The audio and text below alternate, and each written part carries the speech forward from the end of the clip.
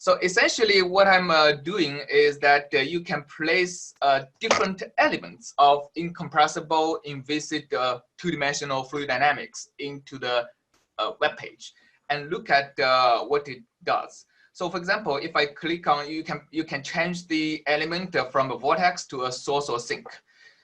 And the source is what I'm going to discuss over here, and you can change the magnitude. Okay, so I can move the source to different places using these arrows. What you see is that what I'm doing here is essentially looking at interaction of a source element with a free stream, right? So you can see that the source basically is a point that magically emits fluid. You may be asking, what is the reality? I mean, why do we have such an element that doesn't even appear to conserve mass? And we are talking about mass conservation, right? The reality is that the source element is useful not because there are actually sources in the flow field, but the source is actually useful because it is an element that actually simulates the existence of solid bodies in the flow field. Okay, so by placing a source over here, I hope you can see the green dot over here, you can see that the flow field away from this curved line, right? So you see this curved line over here, that's kind of the intersection. It's almost like the intersection of the free stream coming over here against the flow emitted by the source. So this is almost like the leading edge of an airfoil, right? Basically, by placing a source here, we are essentially placing a very streamlined body into the flow field. And although what is inside the dominated region of the source doesn't make much sense because the mass doesn't conserve around the source.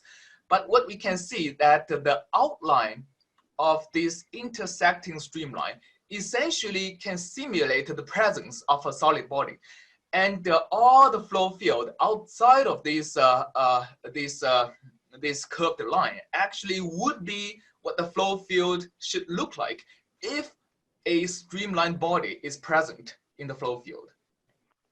Okay, so that basically tells us why such a source term is useful. And now let's go back and look at what is the flow field like around the source, right? So let's zoom into a very small region around the source and look at what the flow field should look like. So a source is basically really a flow emitting point. And basically the flow field that anywhere around the source goes strictly away from the source. But we are taking a source that we want to make sure that the mass conservation is only violated on the singular point, which is the origin of this source. And the flow conservation should work everywhere else, right? So essentially, our mass conservation equation, the divergence of V equal to 0, should hold anywhere other than the source itself. So let's take a look at what's the consequence of this, and let's take a look at how should the flow field be like.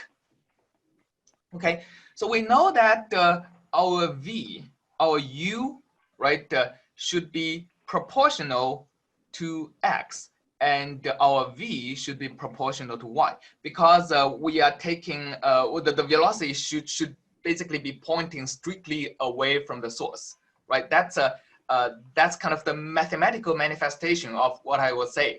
The velocity should point strictly away from the source.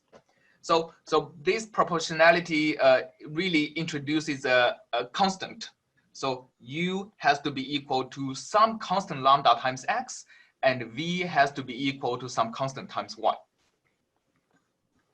Now, this constant lambda is different from the constant we saw in the last page, right? Because well, let's don't call it the lambda then. Let's call it some phi, right? Some c times x, c times y, because this c is no longer a universal constant.